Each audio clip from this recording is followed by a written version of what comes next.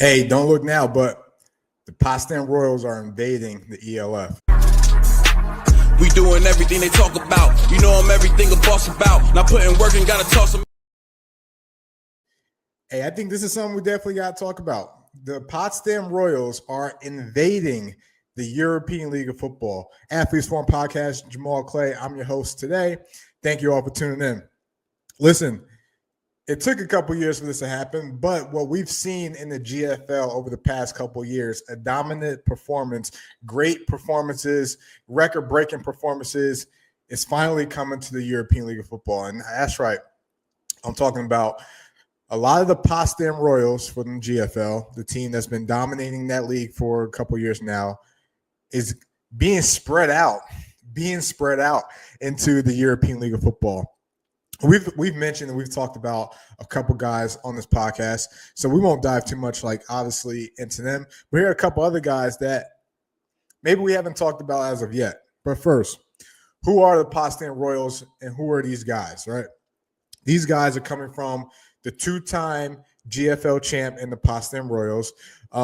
This is a team that has been putting up video game numbers, crazy, godly-like numbers. Obviously, we've talked about Jalen Henderson, his success, but he hasn't been able to do that without the surrounding cast around him, right? This team has just been powering through teams in the GFL with the amount of talent that they have. I mean, you talk about a lot of guys at multiple different positions, and let's dive into that. All right, because this talent is being trickled down and spread into the ELF, right? But first, as I mentioned before, who are the Potsdam Royals? When you look at 2023 and 2024, some of the numbers that they have, right? I'm just going to combine those 2 years and kind of give you a glimpse of who they are, right? In 2 seasons, this team went 29-1 in the GFL, two-time GFL champ, an average of 806 points per year. That averages out to 53 points per game, right?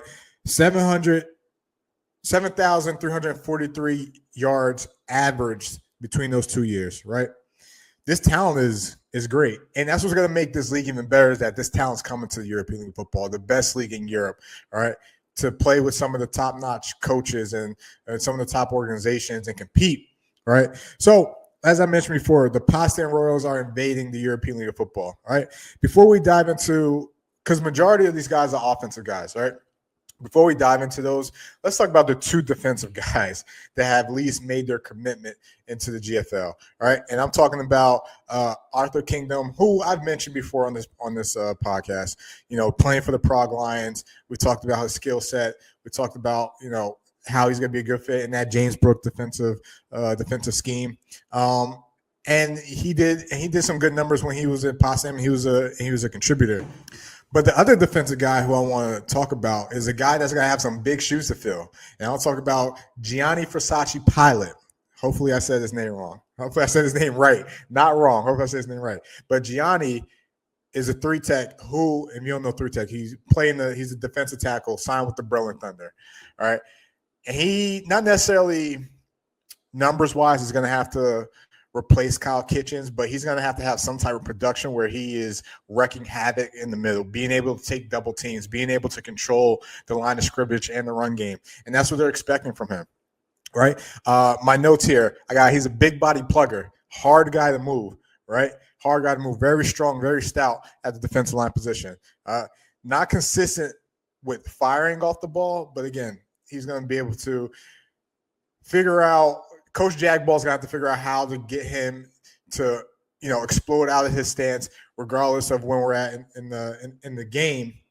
But I think Gianni, and what I've seen, could have some type of impact for the Berlin Thunder, and I'm excited to see, how that pans out. So, when we talk about the 2 guys, at least from the Potsdam Royal teams that's coming to European League of Football, we have Arthur Kingdom and we got Gianni, right? Arthur going to Prague, Gianni going to Berlin.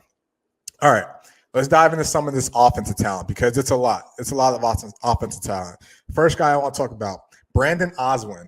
Brandon Oswin played primarily on the offensive line for the Potsdam Royals. He signed with Madrid, right? He's going to join Andrew Weidinger and that offensive line front that's heading down there.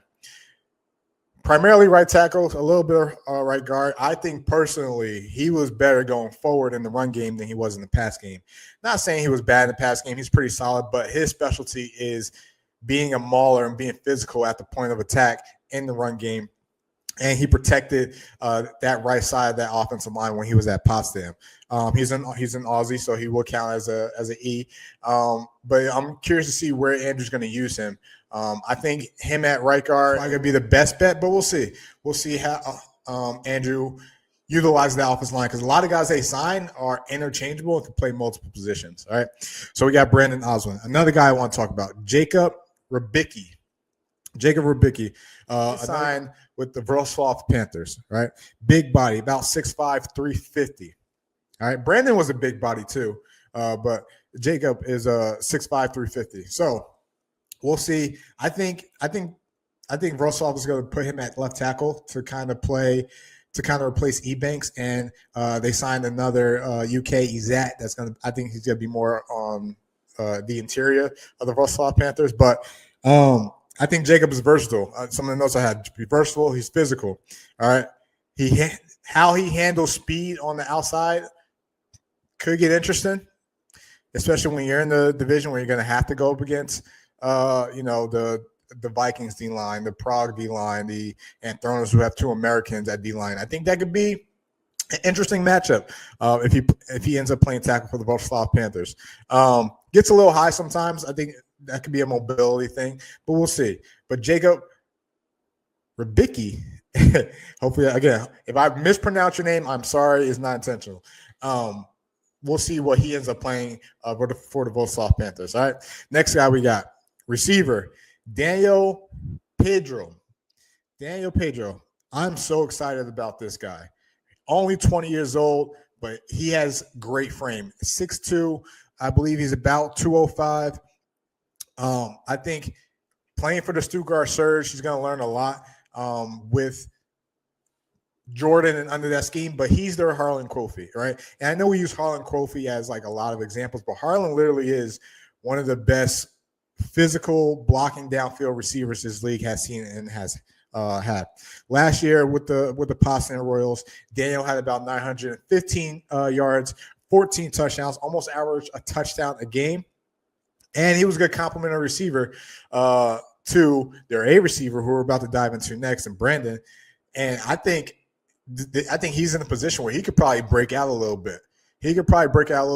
Him and Cotton Jr., kind of the same mode. I like the identity that the Surge are building. They're going to be a physical team, right?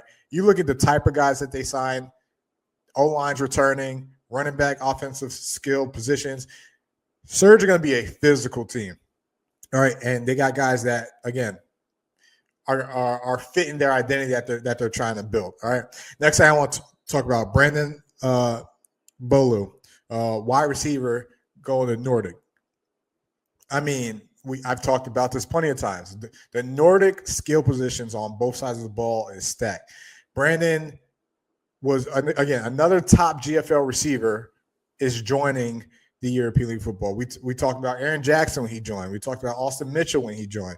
Now we have Brandon joining the European League football. We've seen the success of those guys. All right. I doubt Brandon is going to have any trouble having success in this league, but it is better competition. So I'm excited to see what him under that Shoop offense, right? You think of what Markel Castle did under that Shoop offense, right? And him and Chad Jeffries were MVP runner-ups that year, right? So we're going to see. But Brandon's in a great system for with Shoop, with Jadrian. It's going to be hard to defend that Nordic offense. But we'll see. Brandon is someone who has not only performed in the GFL, but performed in college too. I think last year in the GFL was a Triple Crown winner. What was it? 1,640-something yards, 27 touchdowns, top target for Jalen, right? Very downfield threat for Jalen. And Jalen, I mean Jalen Henderson. He's going to do the same for Jadrian Clark for the Nordic Storm too. All right. And last but not least, Jalen Henderson. We're not going to dive too much into Jalen. We've talked plenty of Jalen. ELF Live's talked plenty about Jalen. Jalen's success is well documented, and he's going to the Paris Musketeers, and obviously we talked about it. But when you look at this list of guys entering the European League football and being spread out, right? You know, we got guys going from Madrid to Paris to Surge to Nordic, Prague to Wroclaw, Berlin. Guys are all over the place. I'd be curious to see if we see more as we lead into the season, as we head closer to the season. There's a guy that's out there that I'm curious if teams are going to sign. I'm curious if teams are going to give him a second chance. And I'm talking about Tommy Wilson. Tommy Wilson's still available, signed with Milan. Something happened, left, went to Potsdam, finished the season there. Will Tommy Wilson get a second chance in the European League of Football? I think he deserves it. We've yet to scratch the surface of his capabilities in this league, and I think we need to figure out, and I think we want to see what Tommy Wilson is all about. So that's just my 2 cents. But like I said before, don't look now, but the Potsdam Royals are invading the European League of Football. Drop a comment in the locker room. Let me know what you guys think.